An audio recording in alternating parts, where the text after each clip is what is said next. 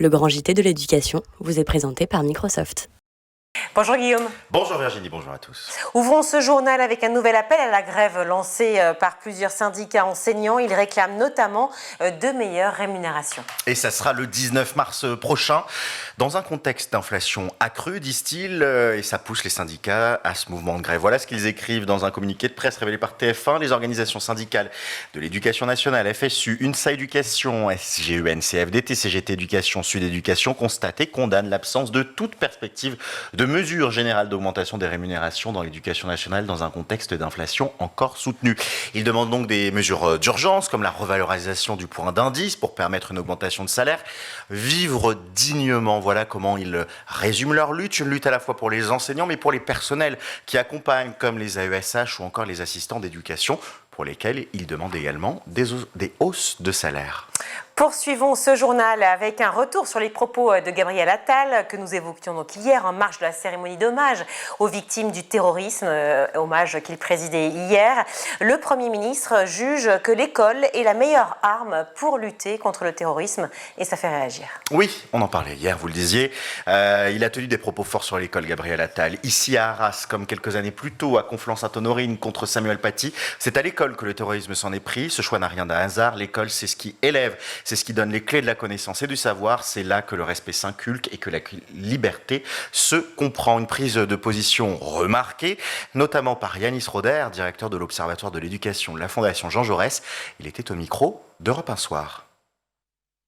Ou quelque part, oui, ça me rassure parce que j'ai l'impression, en tout cas le Premier ministre donne cette impression d'avoir compris qu'une guerre nous est menée.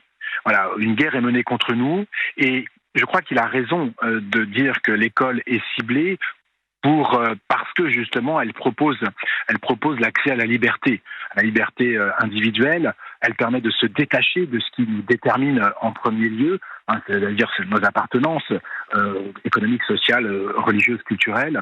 Et l'école de la République, elle offre cette possibilité, évidemment, de l'ascension, mais aussi de l'émancipation. Alors du côté des observateurs, certains s'interrogent tout de même sur cette omniprésence de Gabriel Attal sur les sujets de l'éducation. Le Parisien se questionne désormais, je cite, « Attal, Belloubet, un fauteuil pour deux ». Alors le fantôme Attal plane-t-il au-dessus de la ministre Belloubet ? Réponse. Eh bien oui, c'est la question qu'on peut se poser avec cette omniprésence. J'emporte avec moi la cause de l'école, avait indiqué Gabriel Attal lors de son discours de prise de fonction. Eh bien, le moins que l'on puisse dire, c'est que les actes qu'il a confirment cette volonté. Hier, il présidait cette cérémonie d'hommage aux victimes du terrorisme où il a pu réaffirmer l'importance donnée à l'école.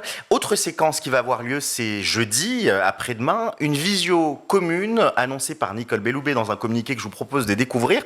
Une visio donc qui est à destination des chefs d'établissement avec un live chat qui permettra de soumettre par écrit des questions ou suggestions auxquelles elle répondra très directement. Mais visio en présence du Premier ministre pour aborder l'ensemble des thématiques d'intérêt pour vous. L'occasion, rapporte le Parisien, de rappeler que les groupes de niveau seront mis en place. Vous savez, c'est le petit couac qu'il y a eu la semaine dernière. Nicole Belloubet qui a d'un côté annoncé un assouplissement dans ce qui ne s'appelle plus désormais des groupes de niveau, mais des groupes de besoins. Le cabinet de Gabriel Attal qui dit oui, c'est ce qui avait prévu depuis le début. Nicole Belloubet n'apporte rien de nouveau. Et surtout, le cabinet de Gabriel Attal, comme celui de Nicole Belloubet, disent que les deux sont en concertation. Mais en tout cas, ça donne l'impression que la nouvelle ministre de l'Éducation nationale est un peu sous haute surveillance. Impression confirmée par Sophie Véné-Tité, la porte-parole du SNES-FSU, qui conclut dans ce même article du Parisien dont on parle. Elle, la ministre de l'Éducation Nicole Belloubet, a mené un dialogue social, réalisé la synthèse, mais dès qu'elle a fait ses annonces, on a senti l'ombre de Gabriel Attal planer au-dessus de la rue de Grenelle. Elle essaye d'habiter ses habits de ministre, mais il n'est jamais loin. Alors, comment lutter contre les biais genrés dans l'orientation scolaire ? Autre sujet de ce JT, c'est la question que pose le magazine L'Étudiant cette semaine sur son site internet. Et il donne la parole aux enseignants qui tentent de lutter au quotidien contre les stéréotypes. Et c'était dans le cadre de la Journée internationale des droits des femmes que l'Étudiant s'est posé cette question sur la manière dont le genre prédétermine l'orientation scolaire. Et le magazine de citer les différentes sources de biais qui peuvent exister dans toutes les strates de la société, la famille, le monde du travail, mais l'école. Et les études le montrent, hein. Peu de filles se dirigent vers les études scientifiques. Pour ce qui est des élèves ingénieurs, on n'est qu'à 25% de femmes ingénieurs diplômées chaque année. Et peu de garçons vont vers les études littéraires. Alors, on a souvent tendance à parler d'autocensure. Eh bien, c'est dénié par des enseignants. À l'image de Mohamed Nassiri, professeur de mathématiques et de SNT, sciences numériques et technologies, qui explique parler d'autocensure renvoie la responsabilité aux filles. Alors qu'elles n'y sont pour rien, l'école est un reflet de la société et malheureusement, elle fabrique des inégalités. Le professeur, il a également remarqué un des biais qu'il y a dans les bulletins. On va plutôt mettre en avant le comportement des filles dans les bulletins et le valoriser. Là, on mettra en avant les compétences ou l'absence de compétences des garçons. Comment lutter contre ces biais? Évidemment, par une prise de conscience des enseignants, détaille cet article, mais également avec une place plus importante des associations comme Elle Bouge, qui œuvrent pour faire changer la ligne. Évoquons désormais cette étude pour le moins étonnante. Le mois de naissance aurait une influence sur la réussite scolaire. C'est une information qui est repérée par nos confrères du journal du Geek. Une petite information très légère, mais des études qui ont été menées à la fois à Toronto, en Floride et à Northwestern, qui ont démontré qu'il y aurait une corrélation entre le mois de naissance d'un enfant et ses performances scolaires en devenir, et puis les performances à venir. En Floride, par exemple, c'est 1,2 million de résultats scolaires d'enfants qui ont été analysés. Qu'est-ce qu'on regarde? Eh bien, ceux qui naissent au mois d'août, le plus tardivement dans l'année, ont des résultats plus faibles. À l'inverse, ceux qui naissent en septembre ont de meilleurs résultats. Pourquoi? Eh bien, parce qu'on fait une coupure. On met au mois d'août sur l'année d'avant et au mois de septembre sur l'année d'après. Donc, ceux de septembre sont les plus vieux, ceux d'août sont les plus jeunes.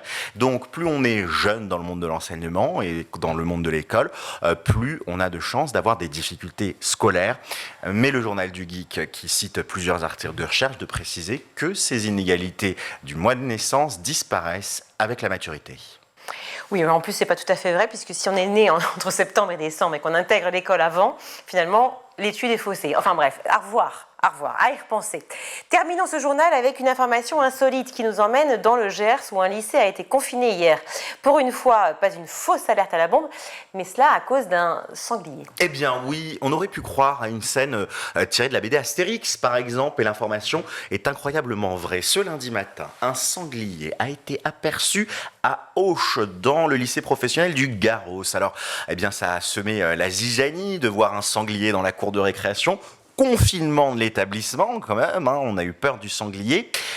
Élèves et personnel étaient donc dans l'établissement. Les pompiers sont intervenus, c'est même le SDIS 32 qui a fait fuir l'animal, plus de peur que de mal. Donc on ne sait juste pas si, comme dans Astérix, tout ça s'est terminé avec un grand banquet.